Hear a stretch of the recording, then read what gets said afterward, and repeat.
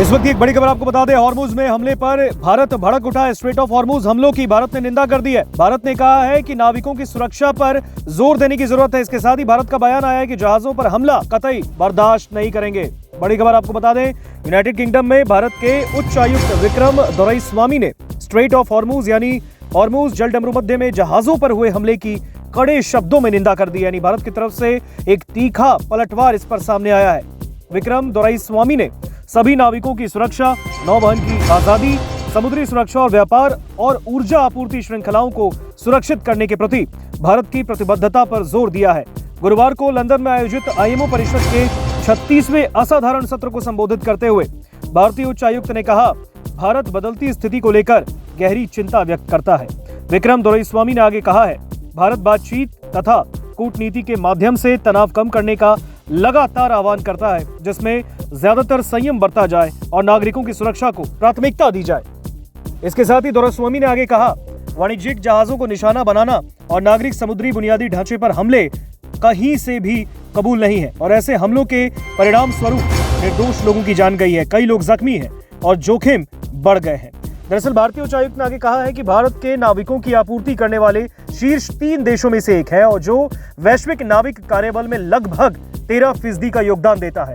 हम सभी नाविकों की सुरक्षा और कल्याण को लेकर गहरी चिंता व्यक्त करते हैं। आपको बता दें, अंतर्राष्ट्रीय समुद्री संगठन यानी आईएमओ परिषद ने व्यापारी जहाजों के खिलाफ ईरान की धमकियों और हमलों की कड़े शब्दों में निंदा की और खाड़ी क्षेत्र में नागरिक जहाजों की सुरक्षा के लिए इंटरनेशनल समन्वय का आग्रह भी कर डाला।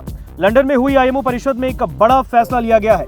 आपको बता दें, इस फैसले के तहत एक ऐसा ढांचा बनाने को बढ़ावा दिया जाएगा जैसे समुद्री सुरक्षा गलियारा है, यानी मैरीटाइम सेफ्टी कॉरिडोर। समुद्री सुरक्षा गलियारा का मकसद ये फिक्स करना होगा कि ज्यादा जोखिम वाले और प्रभावित इलाकों से व्यापारिक जहाजों को सुरक्षित जगहों पर ले जाने का काम सही तरीके से हो सके। आपको बता दें, विक्रम दोरईस्वामी इस वक्त यूनाइटेड किंगडम में भारत के उच्चायुक्त के पद पर तैनात हैं और अब उन्हें चीन में भारत का नया राजदूत नियुक्त किया गया है। जबकि पूर्वी लद्दाख में 4 साल से ज्यादा समय तक चले सैन्य गतिरोध के बाद भारत चीन के बीच तनावपूर्ण संबंधों को फिर से सुधारने की कोशिशों के बीच ये कदम उठाया गया।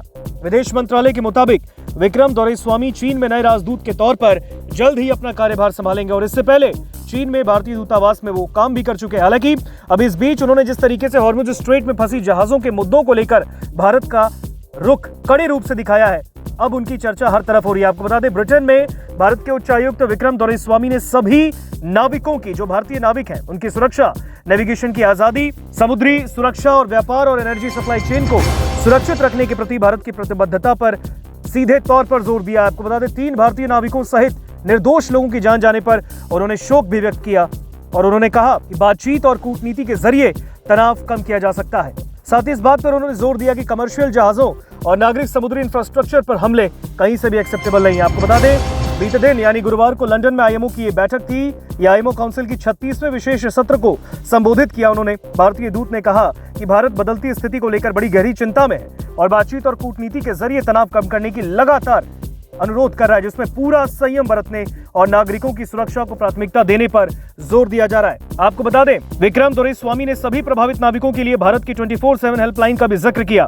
2018 में भारत की ओर से स्थापित और भारतीय नौसेना की ओर से संचालित information fusion centre Indian ocean region यानी IFC-IOR की ओर से सूचना साझा करने और बचाव कोशिशों में समन्वय स्थापित करने में निभाई गई भूमिका का भी जिक्र किया गया है।